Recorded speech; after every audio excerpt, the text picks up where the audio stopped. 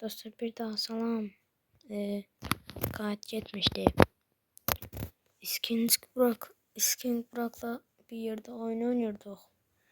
Range oyunu. Onu çekmişim. Ekran görüntüsü de çekmişim. Ümidvaram ki videomuzu beğenirsiniz.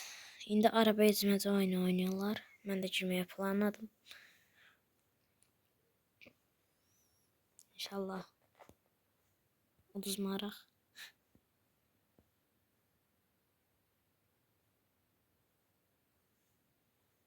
Girsə oyuna daha qışı olar.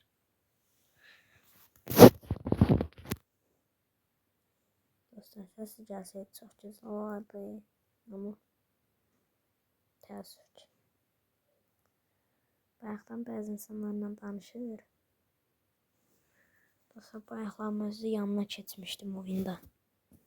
Odada. Qaqa bırak bunun başını.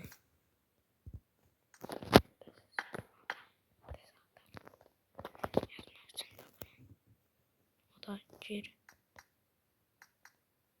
Yes. Girdim dostlar. Girdim.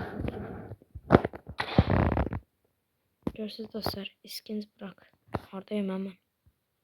Eşref tek. Oradayım hemen.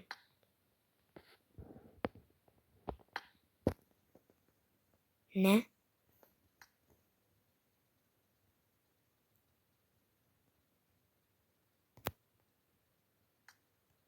Ay qaqa eləmə də.